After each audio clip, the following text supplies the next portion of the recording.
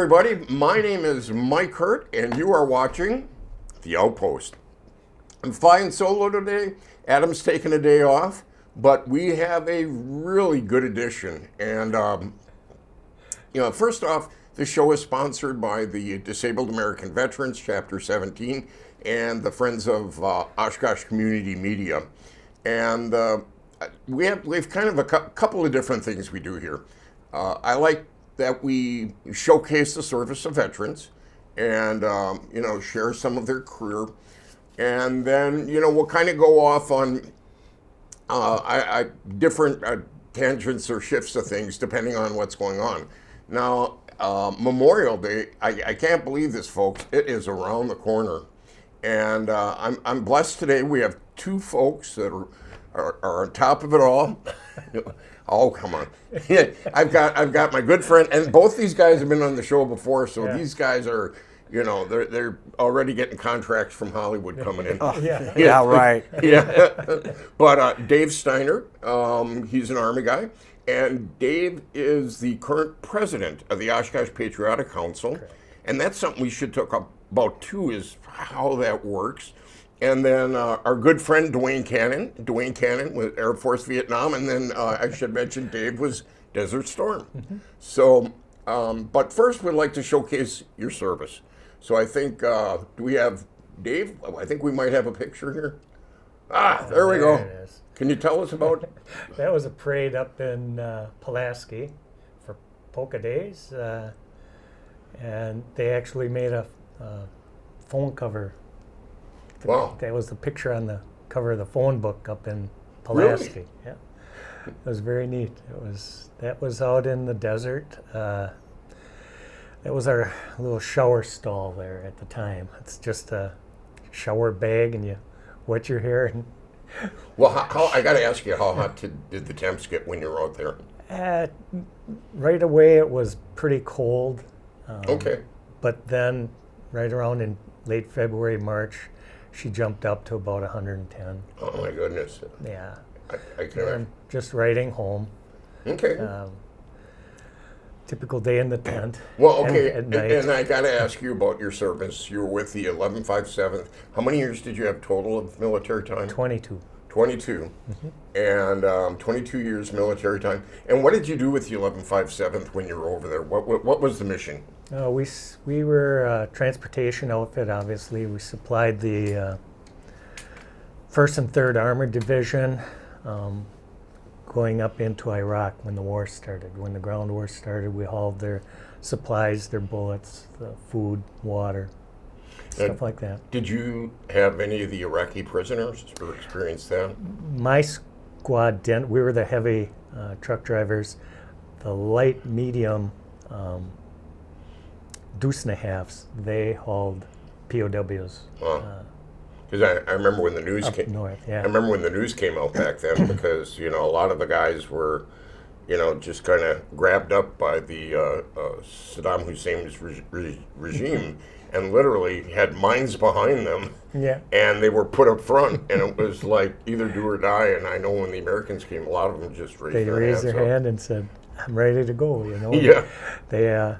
They would jump on the trucks and take them to the POW camp there that they had set up. The MPs had it set up north, so in Iraq. I wasn't part of that group, but there was another whole platoon that was. So what was the most rewarding part of your service, looking back? Just that we came back alive. Yeah, that's real. That's real. Well, you guys had to deal with the Scuds, right? Right. Right away when we got there, we didn't have our trucks right away. Those came over by ship. We flew over there into Daharan, and we stayed in these Kobar towers. Oh, yeah. Do you remember those? Yeah, I wasn't there, but I remember that they got blown up. After we were out of there.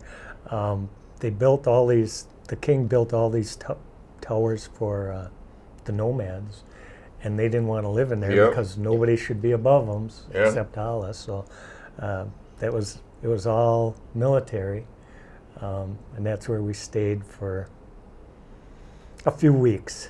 and that's when the Scuds were flying over And stuff. then you guys had all the fear of the chemical warfare too. Yeah, Were you donning Mount oh 4 yeah. suits a lot? Oh, the first time it came over the air raid sirens and it said MOP 4, and you went into these charcoal uniforms. Yeah.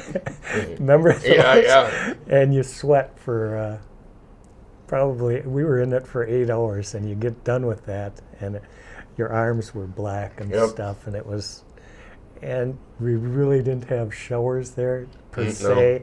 Maybe every couple days you could wash up, but yeah, it was different. And then after a while, you know, the Scuds, we had a little television set that somebody brought, a little 6-inch battery operated one, and we'd watch and they'd say, oh, they're shooting Scuds over to Israel. So, okay, but they put the sirens on by us, so we knew they're not coming towards us. So it's like, okay, you kind of, okay, we're not doing this. Yeah, well, I remember if I'm right, memory serves me right, I think there wasn't a quartermaster unit from Pennsylvania got hit really bad. In Hobart Towers? I'm not sure where it was, but one of the Scuds rolled in, I remember, on them, and that was quite a loss of life. Yep.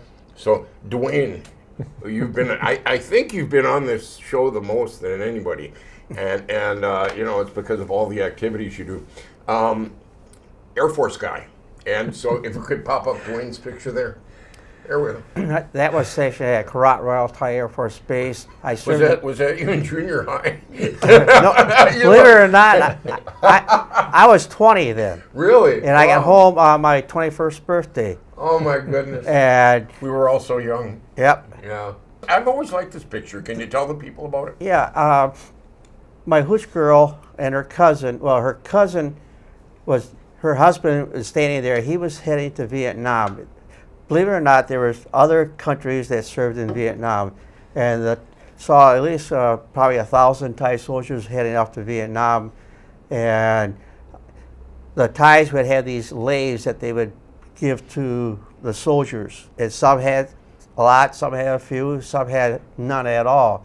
But that was probably in January of '69 when that was taken.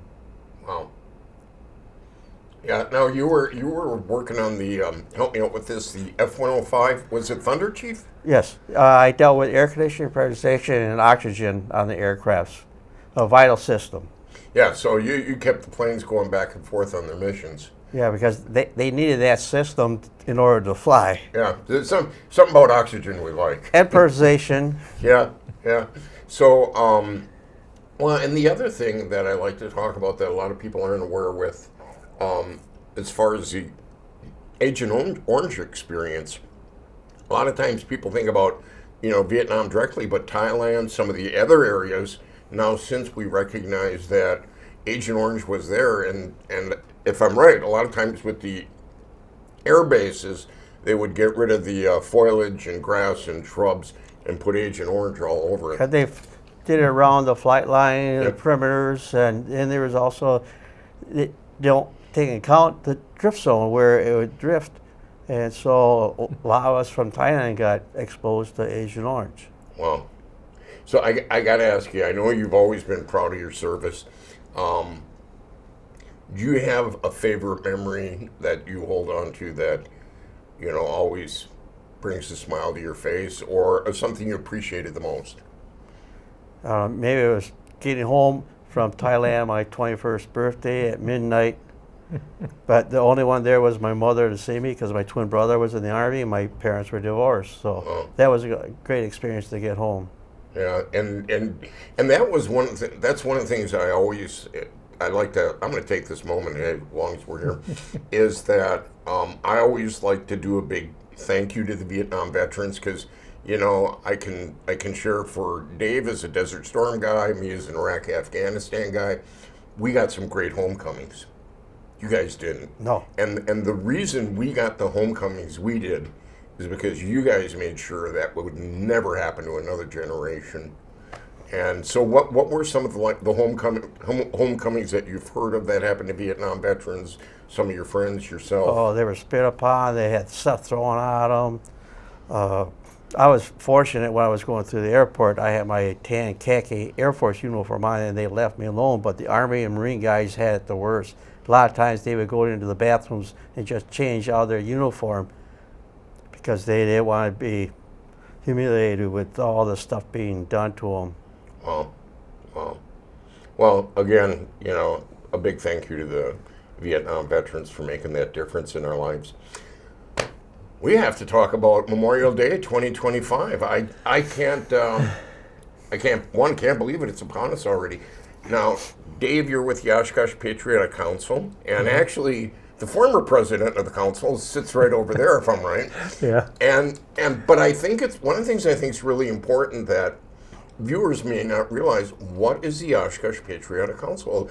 You know, they'll hear of the Oshkosh Common Council, they'll maybe hear of, you know, some of the different committees, but the Patriotic Council doesn't come up, but yet we're every month you guys are meeting. So go for it. Yeah, well, really we concentrate on Memorial Day and Veterans Day. And I think I was here in October talking with you and about Veterans Day coming up. And then right after that we get ready and start planning Memorial Day. So the Patriotic Council itself is made up of the VFW, Marine Corps League, VVA, DAV, am I American missing? Legion. American Legion, 5. Marine Corps League, right? Marine Corps League. 1, 2, 3, 4, 5, 6. Six. Okay. And their auxiliaries. Okay. And their auxiliaries. So, and every 2 years, we change leadership, and a new president comes in. So I got to ask for my own information. Okay, so Duane, you were representing VVA, and then you're representing the VFW. VFW. Who's up next in the slot? AMVETS, Jeff Bedford. Oh, Jeff Bedford. Okay, Yeah. okay. So Yeah, he'll they'll do a good He'll job. be coming in here. Yeah. Well, and that's what's so important, because a lot of times, Memorial Day happens and people kind of go automatic pilot. I'm going to get my chairs out. I'm going to, plop them out on Algoma Boulevard, whatever it may be. And this event happens. And yet, what people don't realize is months ahead of time, people are actually getting together to figure out. But first, I got to tell me about this Memorial Day parade. Procession. Whoa, what do you mean by that?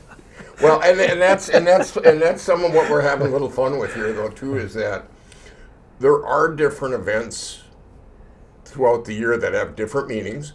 Armed Forces Day, which I don't know if it's in April or May. May 17th. May 17th. You did good, man. I think. Yeah. But our Armed Forces Day recognized those who are on active duty, and so forth. It actually, it's a good place to go. Have you ever gone to Fort McCoy for Armed Forces Weekend? No. Oh, it's really great. They have, all sorts of different, stand-up models, other things going. The worst part, though, is when you go to the museum and you see like 3 of your uniforms.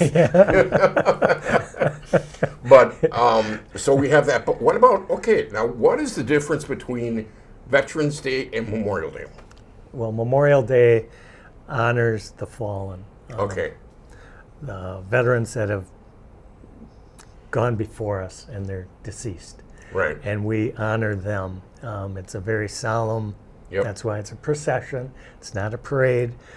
There's no floats. Don't throw in candy. That's a good point. I just want to jump into with both you guys talking on this, because now, Duane, you're involved with kind of how you have it worked. You're the on-the-ground guy with the Memorial Day procession, but you also do 4th of July. So how do you see the 4th of July parade different from a Memorial Day procession? Because you're kind of the coordinator that's looking at stuff. Well, the Memorial Day procession is to honor those that have served our country that have passed away, and we tell everybody don't throw candy or anything. The 4th of July parade started in 91 to welcome home 1157 to give them a parade that we never had. And that one, they throw candy out, there's floats, and it's a celebration Yep. for our freedom. It's a big birthday party. No, you're right, and that's an important part. Is that 4th of July is a big party.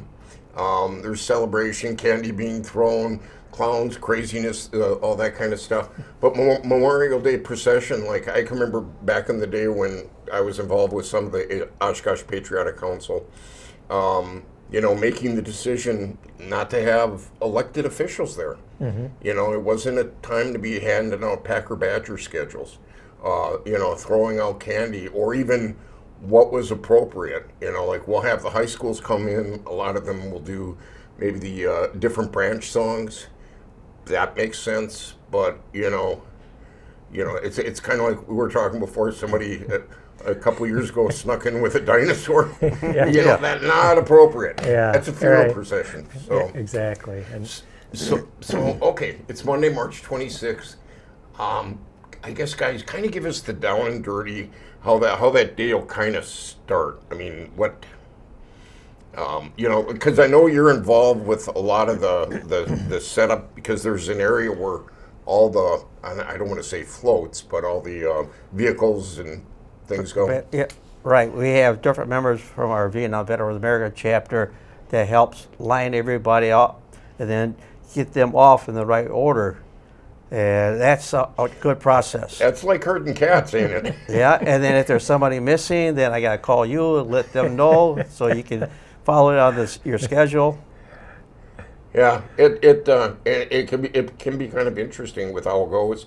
Now, just to find out, I think we're taping. Today's the 15th or 16th. 16th. 15th. Today's April 15th. 16th. How long? 16th. What? 15th? 16th. 16th. Okay. All right. Dementia's kicking Yeah, in. yesterday was tax day. Yeah, I'm sorry. But how much longer do people have time to get like forms in?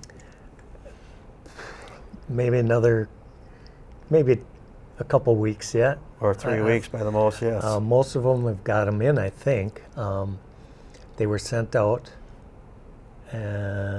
So usually, while if so we're looking at Monday, May 26th. If people can get their completed applications forms in by like a May 15th, Right. that would be good. Yep. And then you'll kind of, now how will that work? Will you fit them into the procession where they make sense, or how does that? Pretty much. You have to. You can't put two bands together, because they'll Yep. go against each other. So you have, you'll have some marchers, and then the VFW band is usually out front because they'll be playing at the Riverside Cemetery Okay. after the procession's over, and then you have the various veterans organizations marching, Okay. and But interspersed- the thing that's so funny, though, I hate to say, is I can remember, when I was younger, you would see all the veterans marching, and now we're in like vehicles.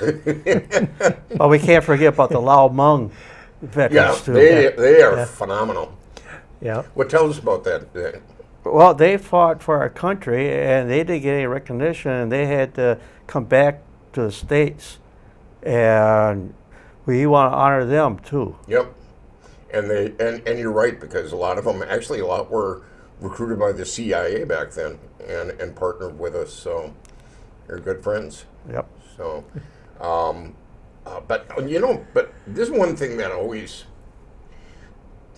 kind of gets me about Memorial Day a little bit is we'll have the procession, but what a lot of people don't realize is actually the big event, it's at the cemetery. Mm-hmm. And that's the one, if I could implore to viewers, come to the cemetery, because that's where the service is, and the honoring those who have fallen, and I encourage people to get there. Now, who do we have for a speaker this year? Oh, yeah. We have Del Well- Popel, he's our new county veteran service Yeah. officer. yeah. Yeah, I think that's great. That'd be a great introduction Yeah. for him to the community as well, and get to know him a little bit. So And we have a fantastic, handsome MC.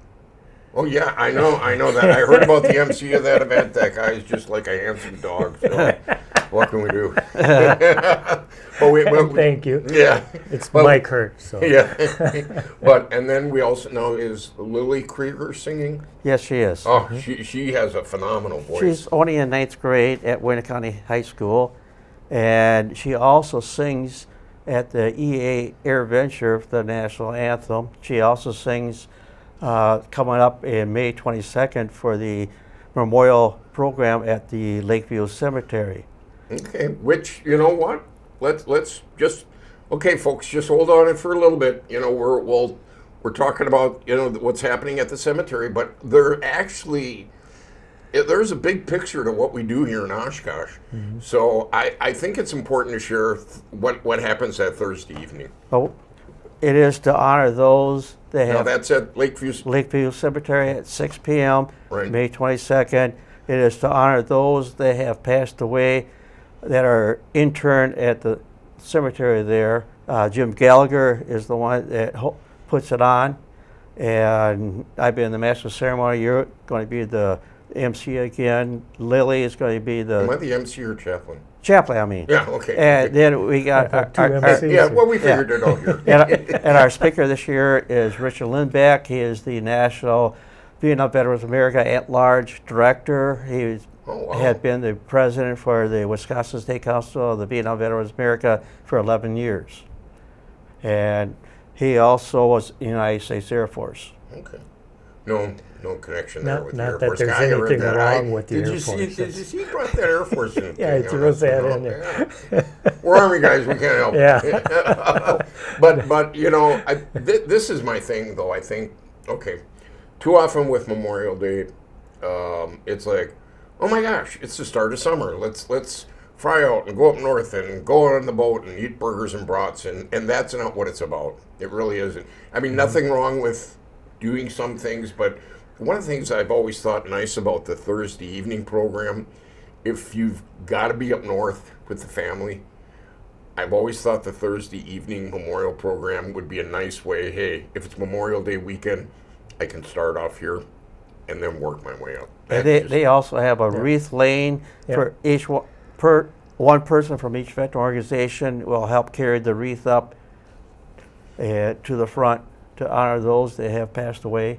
But it's also to honor loved ones that some of them probably had served our country that didn't have military honors, or just to honor those that have are interned there. Yeah.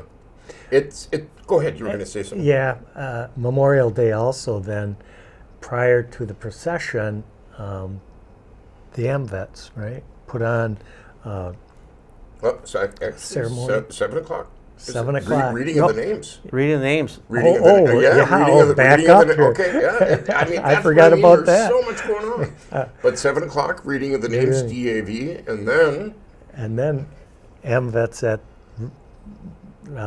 the Leach Center, the river front. River ceremony to honor those that were lost at sea. and that one time I was in, Ellen Schmidt does a great job with that, and I remember doing that one year, and when I think of people lost at sea, I'm always thinking like Navy, Coast Guard, stuff like that. But when you look at lost at sea, that can be a ship full of Marines on the way to the Pacific. Aircrafts too. Aircrafts. I mean, so it can be all the branches. You have people lost at sea, and I always think that's a nice ceremony. And then what's always interesting with that, and then everybody's flying at the speed of sound, and then it's to get to the procession, start that out. One interesting thing too for our memorial program at Riverside, we've got 2 students from Oshkosh North High School that will be reading the Gettysburg Address and Logan's Order. This is the second time we've done that. But at the end of the procession, Fish and Bill Funeral Home with Tom Goddard has a hearse with a flag draped coffin in it for the real reason why we have it, to show people. Tom and Fiss and Bills have been very good friends to the veterans community, and they've always been outstanding. And to share with folks, Logan's Order is actually, the history of it is actually that kicked things off, because what happened, the Civil War ended. There was still a lot of separation and animosity between North and South. General John Logan was kind of watching things, and he noticed that in the South that a lot of the widows, the families, they would decorate the graves with flowers. And so for the South, they called it Decoration Day. And Logan put out, I think it was order number 11, if I'm right. Right, May 5th, 1886. And this guy, his memory's intact. Yeah, well, see, he's an Air Force guy. And really, what I always liked that Logan did is he saw the unification that we as a nation are all mourning, be it Union or Confederate losses. And so that was kind of used as a tool to kind of pull the country together. And then since that time, it's gone on. But one thing I got to ask you, Duane, do you know where it started? Because I know there's like 2-3 cities claim that I know there's different ones, but which one it is, I don't know. Yeah. What? Yeah, well, I know because they say it started here or started there, but I don't know really. Yeah, no, you're right on that one. But so, again, going back, just, for our viewers real quick. So Monday, May 26th, 7 o'clock, reading of the names, South Park. 8 o'clock. 8 o'clock. 8 o'clock. Riverfront. Riverfront, and that's for by all the those Beach lost Center, at sea. Right.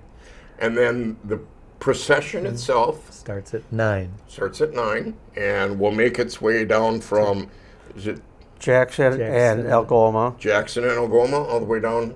to the Veteran Cemetery, Okay. where to the where the Showmobile is. Okay. To Riverside Yep. Cemetery. And then there will be the actual ceremony then down probably around 10. Or as soon as the procession ends, we're going to start the Ceremony. program, the ceremony. there. Okay. So it'll be as soon as you get there. Yeah, and that's and we won't go there. But I remember a couple of years ago we ended up later because We can. But what I always it hits me though is when you're walking through and you're walking by the graves and you see the veterans' graves and Let me throw a plug in right away because all of the veterans organizations put out flags in the cemetery. Yeah. And they do need help at Riverside Cemetery. Ellen Schmidt's been doing it for I don't know how many years. for years and years. Yeah. I won't go into that. No. She's 30 now. So. Yes. But Ellen, they do need help. If you can volunteer, they'd be great. Yeah, and I just want to say about Ellen too is she is like a matriarch of our veterans community, and I can remember other times when I first started emceeing, she would be, go to the right, go to the left, don't forget this, and she'd be behind me. And, oh, okay. She's great at that. Is there a message that you want to be able to give out to folks about Memorial? Oh, one thing I did want to tackle real quick before we go. The different dates between Memorial Day and Veterans Day, because I always find it interesting, is Memorial Day is always that, I think, like last Monday of the month, but Veterans Day will always be November 11th. Any reason why on that? Because that's when World War II ended. And they changed it one time, but a lot of people didn't like it. It went back. Yeah. To that. For Memorial Day, I think Congress just wanted a 3-day It was weekend. well, myself. and you're That's right it. on that because World War I, they did well. Actually, they first started with Memorial Day. They did the last Monday, and they ended up. Everybody thought, well, we'll all have off and we'll all go down. Well, that's not what happened. Yeah. And that's why the veterans community really stood up and said, no, you're not moving November 11th because we Right. know what's going to happen. So. Well, with that, we are going to wrap up this edition of the Outpost. Another great show. I'd like to thank Dave and Duane for being here. And, again, we're all about the veterans. God bless.